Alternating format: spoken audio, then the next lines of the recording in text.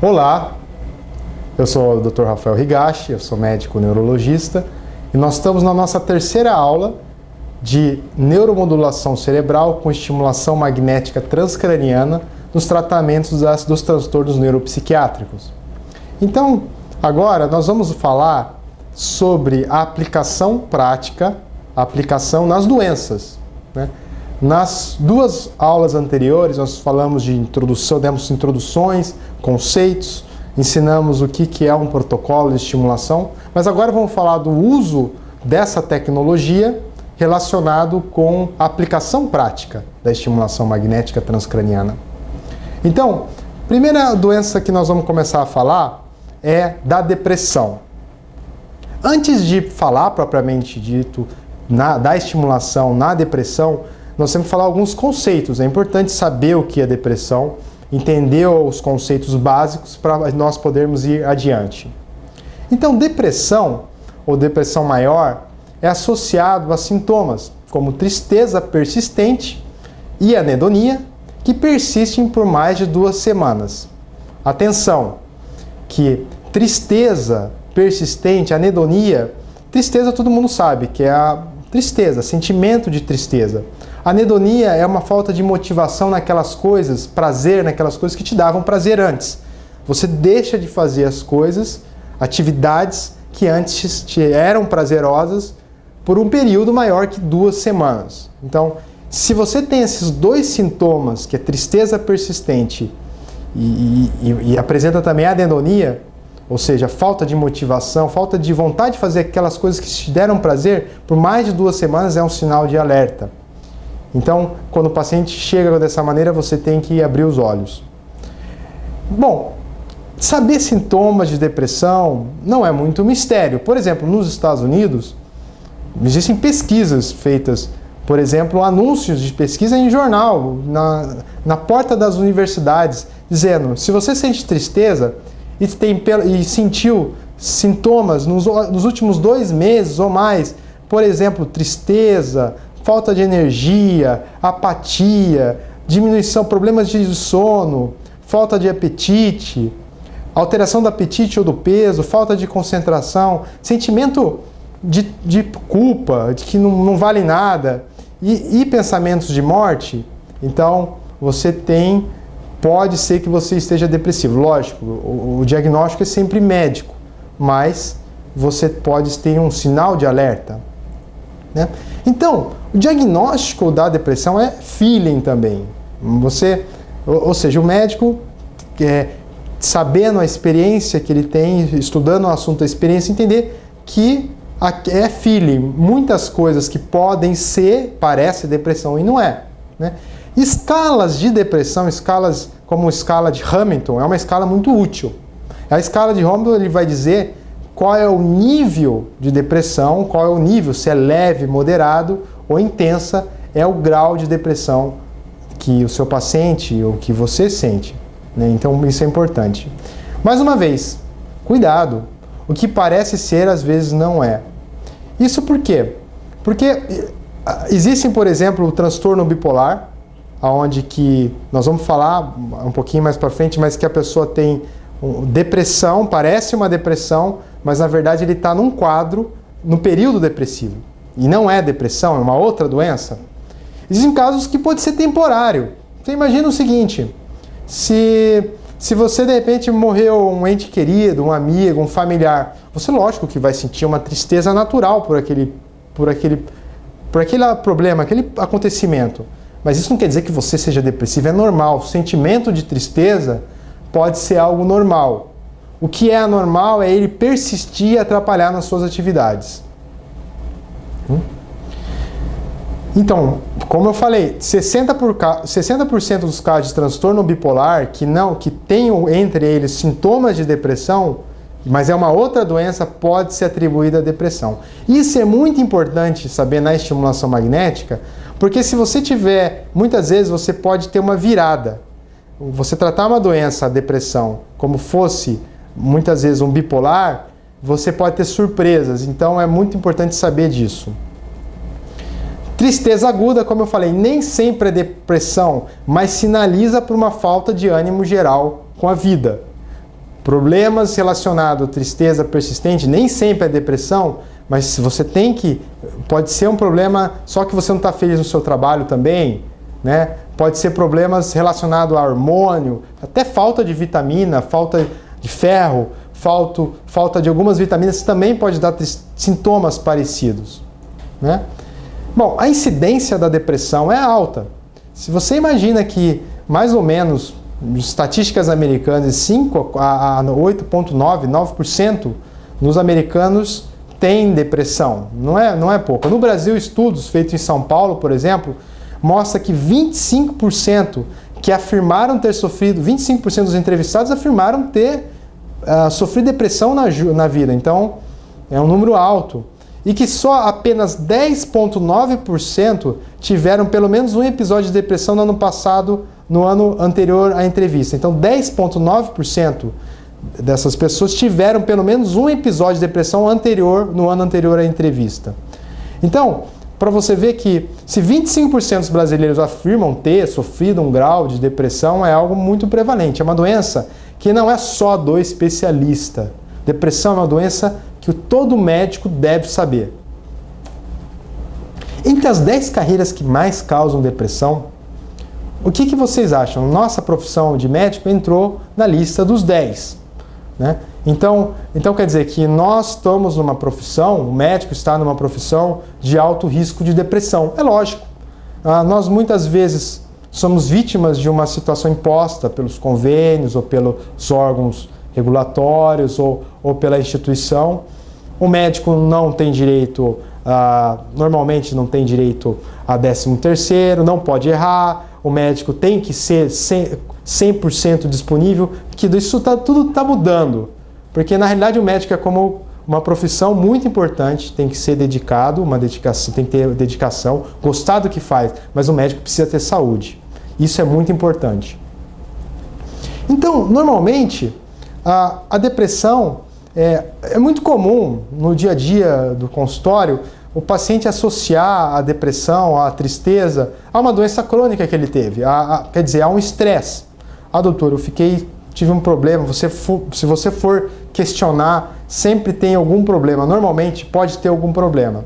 Mas é importante saber que apesar do estresse pode ser um deflagrador, um gatilho para a depressão começar a se manifestar, só como fosse um gatilho, mas na realidade a doença a depressão já existia. Não é que ela causou o estresse, mas a doença bioquímica cerebral já existia. Porque à medida que você observa aqui, que à medida que você aumenta os episódios depressivos, menos vezes você consegue observar que o paciente relaciona um estresse, um fator estressante com aquele episódio depressivo. Então, no início da doença, ele sempre tem um fator deflagrador, mas com a evolução da doença, com outros episódios, ele começa a perceber que não é o estresse que está causando tudo aquilo, porque ele começa a não relacionar o estresse à depressão.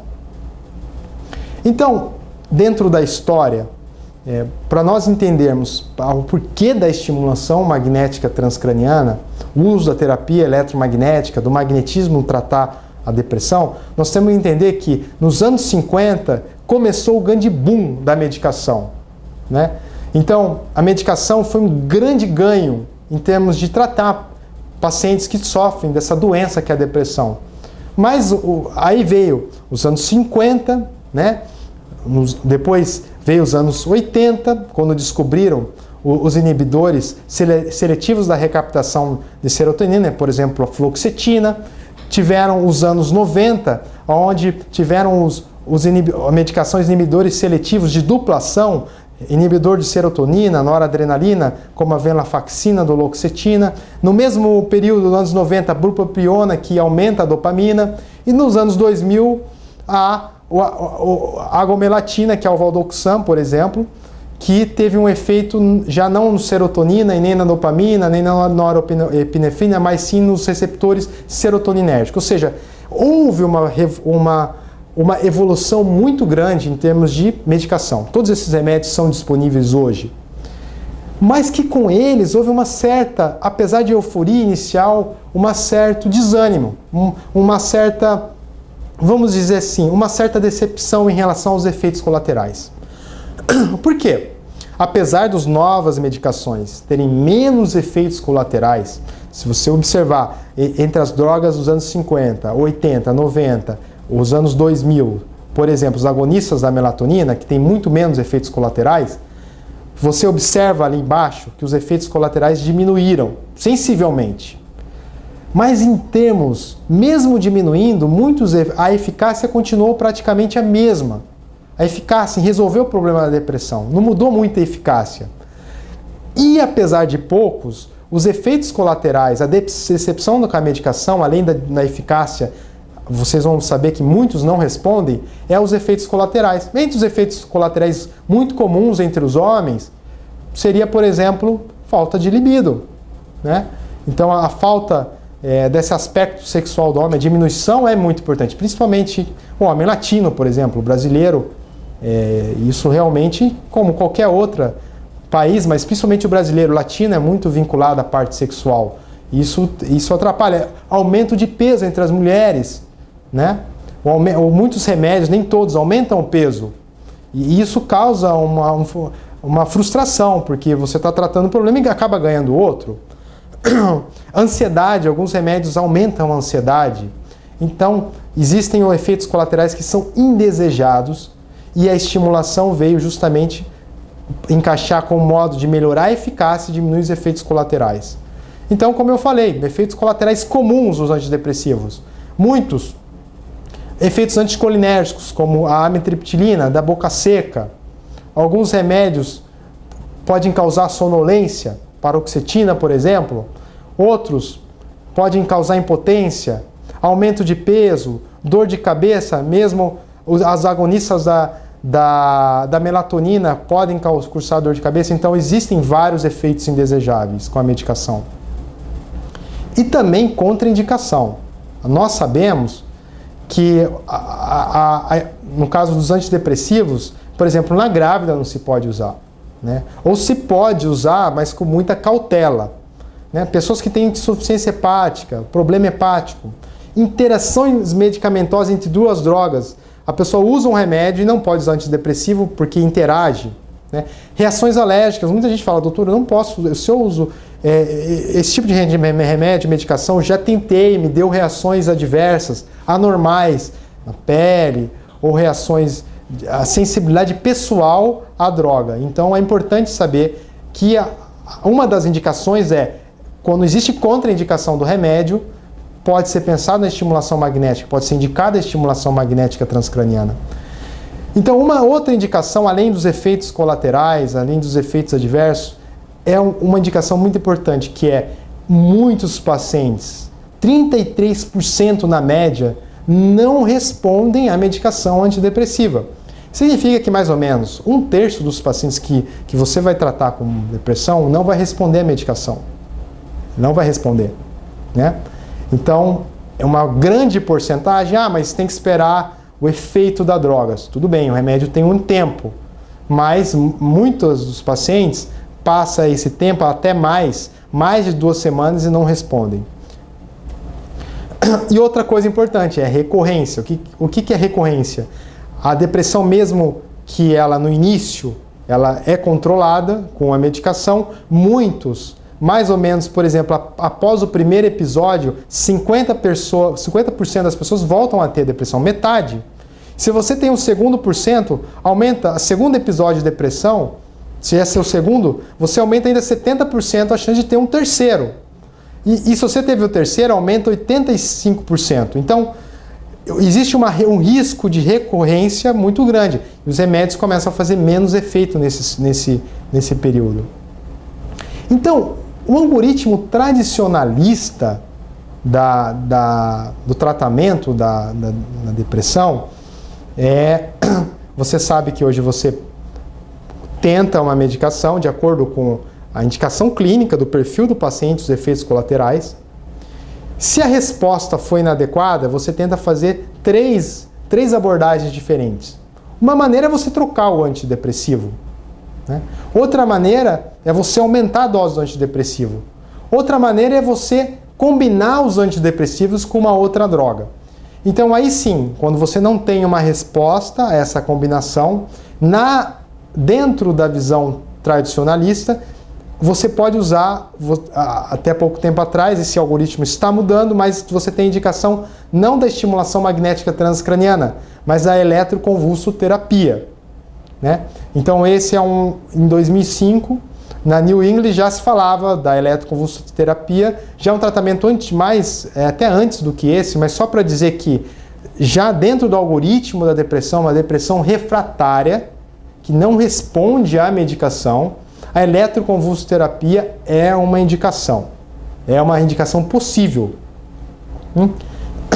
Mas a eletroconvulsoterapia não é estimulação magnética transcraniana, é importante entender. Mas por que é importante saber isso? Porque apesar das duas utilizarem, principalmente porque a estimulação magnética é um campo magnético que induz uma pequena corrente, um pulso elétrico. E a estimulação, a eletroconvulsoterapia, é um tratamento que tem um estímulo muito grande elétrico, que gera uma convulsão. Apesar de a eletroconvulsoterapia ser anterior à estimulação, já está no algoritmo tradicionalista, ela é diferente da estimulação magnética. Por que é diferente da estimulação magnética? Primeiro, porque é uma técnica apesar de não ser considerada invasiva, vamos dizer, tem que ter uma anestesia, tem que fazer relaxante muscular na técnica atual, o paciente é induzido a uma crise convulsiva, mas a principal diferença é que dos efeitos adversos associados à eletroconvulsoterapia e à estimulação magnética transcraniana. A eletroconvulsoterapia, por ser um estímulo elétrico forte, intenso, você tem associado como efeito adverso dele, alteração da memória, né? Logo em seguida você tem alteração da memória, você tem sonolência, você não pode, quando é submetido o seu paciente é submetido a uma eletroconvulsoterapia, ele fica sonolento logo após, ele não pode sair logo depois da sessão fazer as coisas normalmente, ele tem um período que ele tem que se recuperar dessa convulsão elétrica induzida, né? Então, essa alteração da memória e esse preparo e essas alterações que logo em seguida da eletroconvulsoterapia, que é muito diferente da estimulação magnética transcraniana. Que é a estimulação magnética transcraniana, você aplica, o paciente sai, primeiro que não dói, segundo, ele sai normalmente, vai fazer suas atividades sem nenhum problema de sonolência e não tem perda de memória. Isso não é uma alteração adversa significativa da estimulação magnética transcraniana. Então, isso é uma diferença importante. Então, só para entender um pouquinho da onde que começou isso, o uso da terapia elétrica, da estimulação, da eletroconvulsoterapia. A eletroconvulsoterapia, a primeira publicação da maneira que nós conhecemos, duplo cego randomizado, começou em 1960. Foi a primeira publicação relatando, nem foi um estudo mas ele relata, começa a mencionar nos moldes acadêmicos que nós conhecemos o efeito da estimulação magnética da eletroconvulsoterapia. E depois, anos mais tarde, através dos artigos, foi se comprovando cada vez mais que a eletroconvulsoterapia é eficiente no tratamento da depressão. É eficiente. Apesar de, como nós falamos na aula anterior, de ter muita crítica, foi feito muito medo em relação à eletroconvulsoterapia, ela é uma terapia eficiente, sim. Não se pode negar que ela é eficaz. Os trabalhos, as meta-análises mostram isso, que é um tratamento eficaz. Mas como nós falamos, o tratamento em si tem efeitos colaterais que não são agradáveis. Mas e a estimulação magnética? A primeira publicação dos nossos moldes, que nós conhecemos, da medicina baseada em evidência, foi em 1985. Foi a primeira publicação, quer dizer, 25 anos após a eletroconvulsoterapia, que foi usando a tecnologia que nós conhecemos, foi a primeira publicação falando da eficácia da estimulação na depressão. Depois disso, já teve vários estudos, até meta-análise, onde, por exemplo, numa meta-análise de 2005, com mais de 877 pacientes, a quais estudaram 33 estudos individuais, mostrou que o efeito antidepressivo da estimulação magnética transcraniana é superior ao sham, ou seja, a fazer o placebo. Aqui teve eficácia de 36,6% em relação a 17,4% do placebo, ou do sham. Então, existe uma tendência atual, né, que como a estimulação magnética, existe uma tendência atual, isso vai acontecer de maneira tradicionalista, mas que tá, vamos dizer assim, que eu não sei, essa aula, a partir do momento, acredito que em pouco tempo já vai ser incluso nos algoritmos oficiais, e já parece que já está sendo incluso, mas que a estimulação, por exemplo, já em 2007, o Dr. Marcolin, no seu livro já mencionava que a estimulação magnética transcraniana poderia ser, sim, um passo anterior à eletroconvulsoterapia, por ser menos agressivo, por ter menos efeitos colaterais e por ter, principalmente, ser eficiente, eficaz e ter menos efeitos colaterais e ser mais simples de ser aplicado. Então, existe uma tendência a entrar com a eletroestimulação, a estimulação magnética transcraniana como na terapia da depressão refratária antes da eletroconvulsoterapia. Apesar de mas isso alguns grupos já aceitam, outros estão começando a compreender a utilidade da estimulação magnética nessa questão. Então, para resumir, é importante entender que a estimulação magnética transcraniana na depressão pode ser usada de maneira em 3 ocasiões, principalmente. Quando existe uma depressão que não está cedendo à medicação, que nós chamamos de depressão refratária, quando existem efeitos colaterais indesejáveis à medicação, como ganho de peso, alteração do libido, e contraindicações, como gravidez, ou a interação medicamentosa, insuficiência hepática e tudo mais, né? Então, e aonde aplicar a estimulação magnética? O cérebro tem o córtex. São bilhões e bilhões de neurônios. Aonde aplicar? Bom, a região que é muito importante é a região do córtex pré-frontal dorsolateral, que é essa regiãozinha aqui, na região pré-frontal, aqui em azul e aqui em vermelho. E aonde estimular? Do lado direito ou de esquerdo?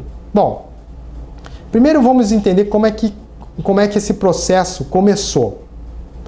Começou pelo seguinte, primeiro observaram que por que se indica na estimulação magnética transcraniana, por que começou a pensar nessa região, o que acontece? Como é que estudou, como é que se definiu que área vai estimular e que hora vai inibir do cérebro nessa região do córtex dorsolateral pré-frontal? Primeiro observaram que pessoas que tiveram AVC do lado direito do cérebro tinham mais chances de desenvolver mania. Então, se sabe-se que pessoas com o AVC do lado direito têm maior chance de desenvolver mania. E pessoas com AVC do lado esquerdo do cérebro têm maior chance de desenvolver depressão. Então, ou seja, quem tem o lado esquerdo do cérebro que não está funcionando com baixa atividade, como por exemplo num AVC, onde que você tem uma falta de atividade, neuronal naquela região, pessoas desenvolveram um quadro de depressão, uma depressão causada pelo AVC, né? E pessoas que, pelo contrário, que tiveram AVC do lado direito, tiveram mania, ou seja, o excesso de humor. Então aí que começaram também a estudar, perceber a relação que o lado esquerdo do cérebro, através da neuroimagem, mostrou que essa área do córtex pré-frontal dorsolateral, na área esquerda do cérebro, estava nos pacientes com depressão que fizeram estudos de neuroimagem, mostrou que essa região esquerda, nessa área, tinha uma pouca atividade. E ao lado direito, ao contrário, estava com uma hiperatividade nessa região. E observaram também que quando se usava medicação antidepressiva, a resposta clínica da medicação estava associada a um aumento nessa região do esquerdo, que estava diminuindo a depressão, e uma diminuição da atividade do lado direito, aonde estava hiperativo. Então, começou a se correlacionar com relação a isso. Então, foi aí que começaram a aplicar. Bom, se o lado do esquerdo, córtex dorsolateral do córtex pré-frontal do cérebro, o lado esquerdo, não está funcionando, está hipoativo, né? Não está funcionando bem, vamos estimular essa área. E começou a ver resultado estimulando essa área que estava hipoativo na depressão. E ao contrário começou a acontecer também. O lado direito do cérebro, aonde pessoas que onde estava hiperativo, começou com a estimulação, fazer uma estimulação inibitória. E também houve melhora clínica. Então pronto, começou a desenvolver trabalhos e pesquisas mostrando eficiência. E é isso que se faz na estimulação magnética transcraniana. Ou seja, ativar o lado esquerdo, córtex pré-frontal dorsolateral, e inibir o lado direito. Porque os estudos mostraram que isso funciona e clinicamente houve resposta.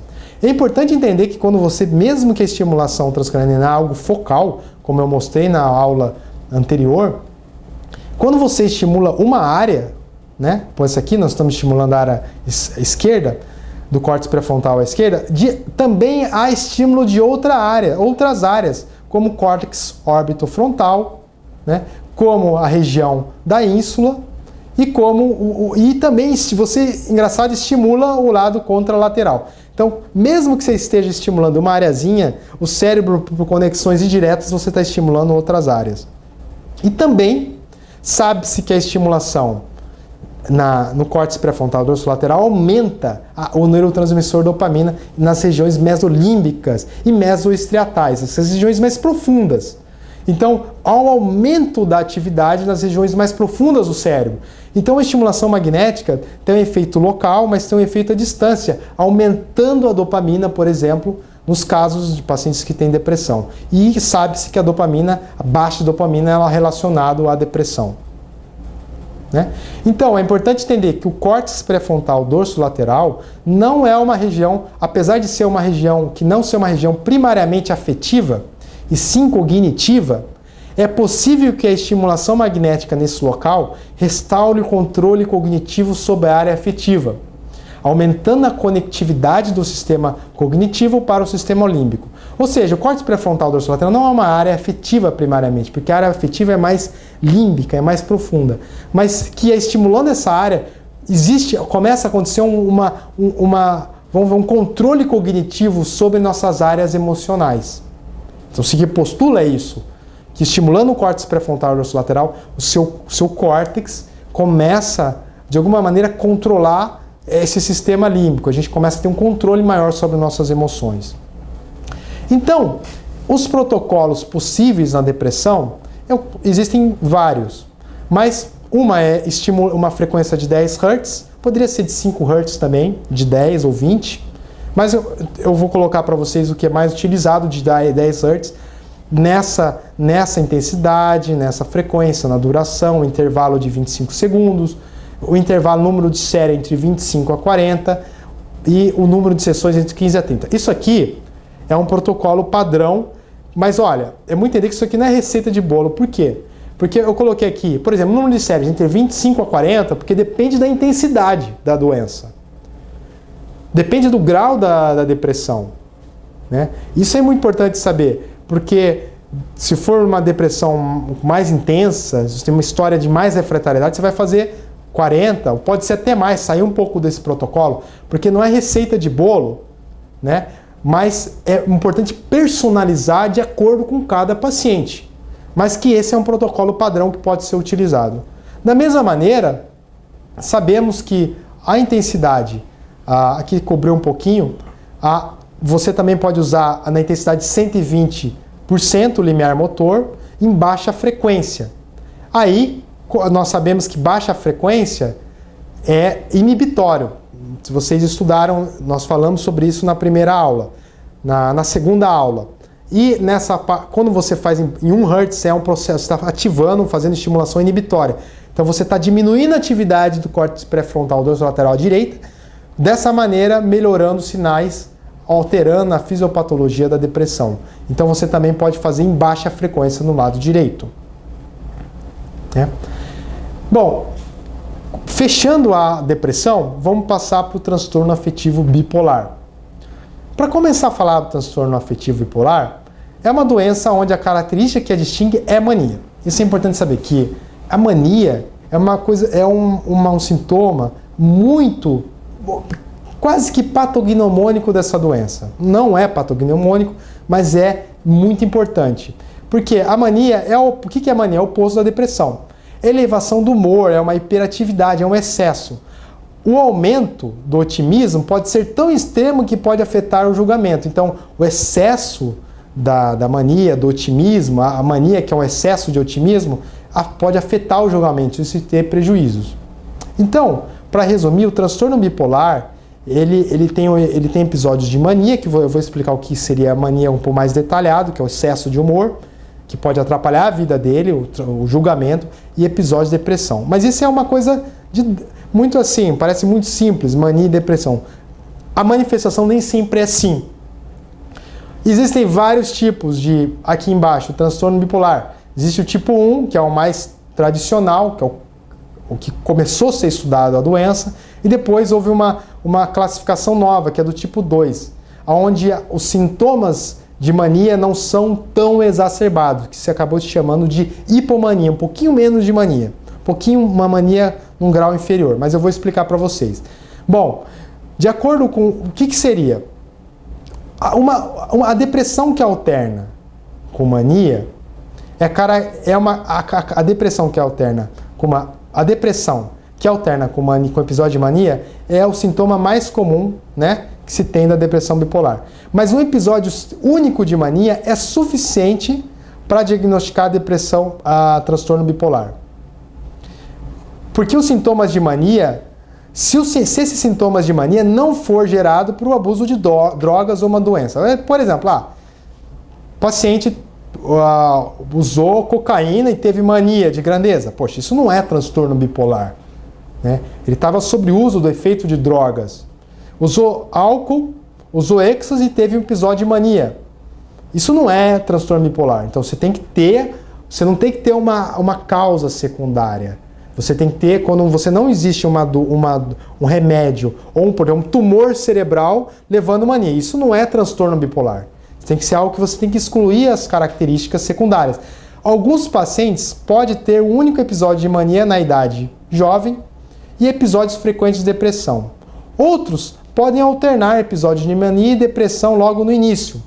E outros podem ter episódio de mania a cada 5 anos, mas nunca ter episódio depressivo. Então, é difícil. Porque quando vem a mania, quando vem a depressão, você não sabe. Às vezes você está diante de uma depressão que é um transtorno bipolar, só que a mania ainda não se desenvolveu.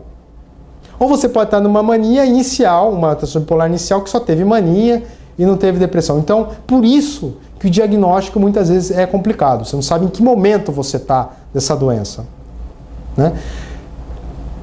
A bipolaridade é uma doença que causa suicídios. A depressão bipolar é onde a MTR tem mais indicação. Ou seja, tomar cuidado com o transtorno bipolar, porque apesar de a pessoa ter parece que tem um humor exacerbado, uma mania, parece que dá menos medo inicialmente do que a depressão, não, mas pelo contrário, a mania, que o transtorno bipolar, quando o paciente entra numa depressão, ou mesmo o transtorno bipolar em fase maníaco, é perigoso, é risco de suicídio.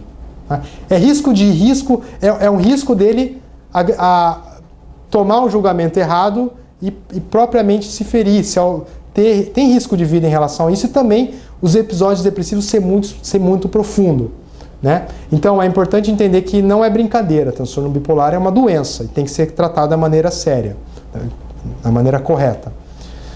Bom, para saber um pouquinho mais sobre entender o que é essa mania, o que é mania, classificamente você tem que ter euforia, irritabilidade, mas tem que ter 3 ou 4 sintomas a mais características de mania, que eu vou explicar para vocês. Tem que ter uma duração mais de 1 ano, ou pode ser até menos, uma duração de 1 semana, pode ser até menos do que 1 semana, se ele tiver um episódio tão grande de mania que requerer hospitalização, né? Tem que ter prejuízo. Às vezes fala, mas essa pessoa é maníaca, essa pessoa está com maníaca, mas será que realmente prejudica a vida dele? Né? Será que realmente ficou maníaco pela manhã 1 hora e depois voltou ao normal? Quer dizer, isso começa o diagnóstico é um pouco impreciso. O quadro de mania é associado, por exemplo, outros sintomas, como aquele que eu falei, precisa de 3 ou 4, pode ser irritabilidade, aumento da energia, a pessoa se sente muito bem, fala demais, pensamento muito rápido, um otimismo exagerado sobre a vida, diminui a necessidade do sono, um aumento do libido desenfreado, uma labilidade afetiva, a atenção altera muito a afetividade, o humor, ideias, muitas vezes se é muito intenso pode ter ideias delirantes de grandeza, perda do controle dos impulsos, gastos financeiros excessivos e perda do insight, ou seja, ele mesmo não consegue perceber como ele está. Então, muitas vezes o paciente pode ser, ele se acha, por exemplo, mania de grandeza, ele se acha muito poderoso, muito inteligente, mas se você, naquele momento, ele está tão alto, se você botar uma conta simples, ele não consegue fazer. Ou seja, é uma alteração, é uma exacerbação sem ter base, né? Mas muitas vezes é difícil de saber, mas numa consulta detalhada, lógico que você é capaz de identificar isso. Então, a hipomania, que é o bipolar do tipo 2, que agora o tipo 1 é o clássico, a hipomania seria um sintoma menos exacerbado em relação à mania, que não tem sintomas psicóticos, que as ideias delirantes, que essas ideias não levam a risco de vida, ele não tem sintomas psicóticos, ou seja, aquelas ideias muito fora da realidade, apesar de ter um aumento da euforia, e que ele também não tem risco de vida, por isso que ele chama de hipomania. Então, a hipomania pode ser associada ao aumento do otimismo, desinibição, falar demais, uma autoconfiança, uma diminuição da necessidade de dormir, um aumento da energia, um aumento da atividade, mas você veja, não tem, aí já não está a um grau tão elevado que ele tem ideias que não são reais, ideias muito aquém do que existe na realidade. É um aumento, mas não chega a ter o que nós chamamos de quadros psicóticos. Bom, e qual seria o remédio para isso? Graças a Deus, ao avanço da ciência, existem muitos remédios para isso, mas existem remédios, como a doença é em duas fases, você tem uma fase maníaca, e você tem uma fase de depressão, e você tem a fase aguda e a fase de manutenção. É importante que o manejo dessa droga tem que ser muito delicado. Se ele tiver em mania, por exemplo, sabe-se que o lítio, o valproato ajuda, mas na depressão nem muito. Mas são remédios que podem ser usados na manutenção. Por exemplo, sabemos que os antidepressivos ajudam principalmente na depressão aguda, mas tem que tomar cuidado, porque ele pode virar para mania. Mas, por exemplo, a lamotrigina, que é um anticonvulsivante, ajuda na depressão aguda, mas age pouco na mania, né? E tem pouco efeito, e pode ter e tem um efeito razoável na manutenção, de evitar que a doença venha. Então, é importante entender, o objetivo dessa aula não é falar das medicações em si, mas é entender que a medicação, existem drogas, como mostra nesse quadro, que agem na mania aguda, na depressão aguda, e remédios que são bons ou não na manutenção. É importante ter habilidade para tratar no momento certo essas fases. Mas, lógico, muitos efeitos colaterais, né? Principalmente os neurolépticos atípicos, diabetes, aumento de peso, hiperprolactinemia, sintomas parkinsonianos, síndrome extrapiramidal, os anticonvulsivantes, alteração hepática, tremor, clonazepam, por exemplo, benzodiazepina e sedação. Então, tem os efeitos colaterais como as outras drogas. E sabe-se que após 2 anos de acompanhamento, 58% dos pacientes apresentam remissão, mas 48% vão ter uma recorrência, vão ter de novo o episódio. Então, por isso que a estimulação magnética é uma arma terapêutica importante. Porque, principalmente, muitos não respondem, pode não responder a essa medicação, porque a chance de recorrência é grande. Muitos vão ter efeitos colaterais. Então, o que se pode fazer no caso da transtorno afetivo bipolar? Sabe-se que o lado esquerdo, como na depressão, pode ser estimulado. E o lado direito, desculpa, a parte, quando o paciente está em depressão, o que você pode ser feito? O mesmo protocolo da depressão. Pode-se estimular o lado esquerdo do córtex pré-frontal dorsolateral ou pode-se inibir o lado direito do córtex pré-frontal dorsolateral, entrando no mesmo protocolo da depressão. E quando faz em mania, se pode estimular o lado direito, que na depressão, por exemplo, se encontra-se inibido, né? Esse que tem menos trabalhos, mas tem alguns trabalhos indicando que a fase de mania pode ser tratado e ajudado com a estimulação magnética. Então, como eu falei, na fase da depressão, você pode usar o mesmo protocolo da depressão, ou seja, estimular, né, o lado esquerdo ou inibir o lado direito. E na fase da mania, no transtorno bipolar da mania, você pode estimular o lado direito para diminuir a fase maníaca. Sendo que a da mania ainda precisam ter mais estudos para, vamos evidenciar se esse é um protocolo que vai ser formalizado. Mas na depressão, na fase depressiva do transtorno bipolar já é convencional, já é algo convencional. Bom, nessa terceira aula, nossa última doença é o transtorno obsessivo-compulsivo, né?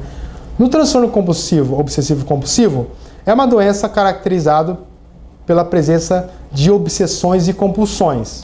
Todo mundo já ouviu falar no TOC. Então, o doente pensa, ele tem pensamentos obsessivos que vêm sempre, leva uma ansiedade e que leva a ele realizar aquele ato, né? E esse ato faz com que ele alivie.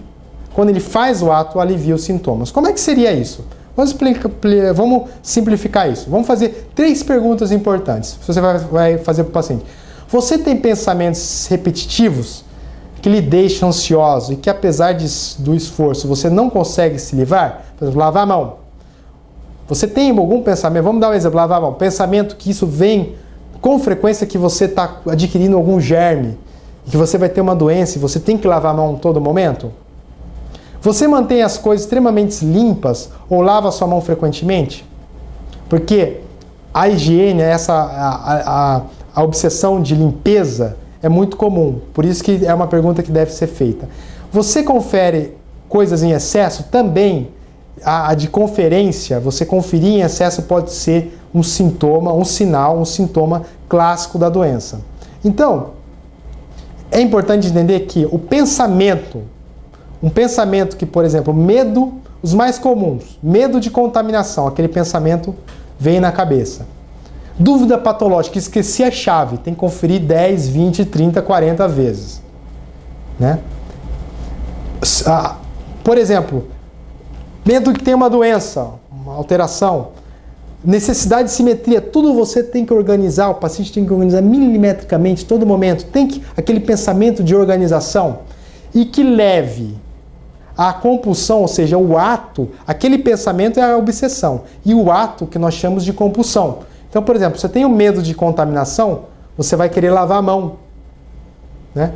Se você tem uma dúvida patológica, alguma dúvida de que você esqueceu a chave, a carteira, você vai verificar, por exemplo, a chave 10, 15, 20, 30, 20 vezes, 40, 50, 100 vezes, né? Então, esse tipo de pensamento que gera uma ansiedade e você tem que fazer o ato para aliviar a ansiedade e isso atrapalha a sua vida, isso que é o transtorno obsessivo compulsivo. Existem, lógico, esses são os mais comuns que eu falei, que nós falamos, mas existe o menos comum, tem da religião, você tem que rezar várias vezes, né? Tem o colecionador, que tem a compulsão de colecionar tudo, se ele não pegar alguma coisa e trazer para casa dele, a falta de realizar essa compulsão é tão grande que ele sente muito ansioso de não fazer isso, então ele tem que fazer, né? Então, quer dizer, aquelas pessoas acumulam pilhas e pilhas de coisas na casa. É um pouco mais raro do que os outros, mas é a obsessão compulsiva, transtorno obsessivo compulsivo.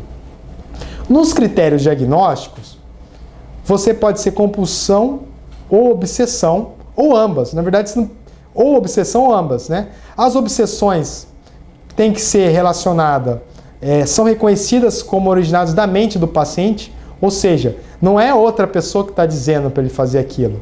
Ele está fazendo isso porque ele sabe que vem da mente dele. Isso é muito importante saber, porque se ele acha que é outra pessoa que está mandando ele, já nós estamos por um outro aspecto de doença que nós vamos falar na próxima aula. O paciente tenta resistir a elas, ou seja, aquilo, a obsessão e a compulsão, ele de alguma maneira, aquilo ele começa a perceber que está atrapalhando a vida dele e ele tenta resistir, mas ele não consegue. Esse é o conceito. Se você tem algo que você consegue controlar tranquilamente, isso não é o toque. Se você já tem dificuldade, realmente não está conseguindo lidar, isso já vira a doença, o aspecto patológico. Então, existem critérios onde você tem que ter, o paciente tem que ter para você tratar a doença e não tratar só um pensamento obsessivo ou só uma compulsão isolada. Isso não é doença. Quando você trata com neuroestimulação, neuromodulação, com estimulação magnética, é muito importante você ter escalas. Existem escalas. Eu vou mencionar a escala de Box, por exemplo, é uma escala, são úteis, porque você tem como quantificar esses pensamentos e a convulsão. O toque virou moda no Brasil. Então, no Brasil e no mundo afora. Muitas vezes a pergunta que se vem é, será que realmente é toque? Porque muitas vezes é confundido uma pessoa que tem uma obsessão tem uma perfeição, tem obsessão por uma perfeição e aquilo não alterar a vida dele. Mas ele se incomoda porque é demais, às vezes não relaxa, às vezes não descansa. Mas se essa obsessão que está levando a compulsão começa a atrapalhar a vida dele, a saúde dele, daqueles critérios, sim, pode ser o toque. Né? É importante compreender que o toque, o transtorno obsessivo compulsivo, tem na fisiopatologia uma hiperfuncionamento, uma hiperatividade no córtex pré-frontal aqui em azul. Né? Essa é uma área de hiperatividade e que pode resultar em falta de alteração inibitória. Vamos explicar um pouco sobre isso. Então, sabe-se que no toque, você, quando faz estudo de imagem, você tem uma hiperatividade nessa região aqui. Né? Na região frontal do cérebro. Está hiperativado. Então, essa hiperativação é importante ter conhecimento, porque isso vai servir de base como é o tratamento possível da estimulação magnética transcraniana. Então, o transtorno obsessivo compulsivo, existem remédios para tratar o transtorno obsessivo, muitos podem ajudar, né? E também existe técnicas neurocirúrgicas. Hoje é muito conhecido que, por exemplo, nós recentemente eu tive no simpósio de estimulação magnética transcraniana na USP e foi relatado um caso entre o professor da cadeira de que um paciente com toque precisou fazer essa técnica de cirurgia. Ou seja, pode-se implantar através de cirurgia, alterar aquela região do núcleo subtalâmico, que é essa região aqui mais profunda, e também pode-se colocar um estimulador nessa região para controlar os sintomas do toque. Só que isso é cirurgia, é agressivo, né? Vamos dizer, até chegar nessas estruturas, você pode, de alguma maneira, identificar outras estruturas cerebrais que podem ser importantes. Mas é lógico, em casos onde o paciente não está respondendo a nada, sempre para melhorar a qualidade de vida do paciente é algo que tem que ser pensado. Mas a estimulação magnética tem mostrado, isso ainda, no toque a estimulação é considerado experimental, mas que realmente tem mostrado bons resultados, seria essa areazinha que nós chamamos de área motora suplementar. Essa área aqui é a área que, lógico, é uma área que está relacionada à coordenação dos movimentos das mãos e planejamento dos movimentos complexos, ou seja, é a área 6 de Brodmann.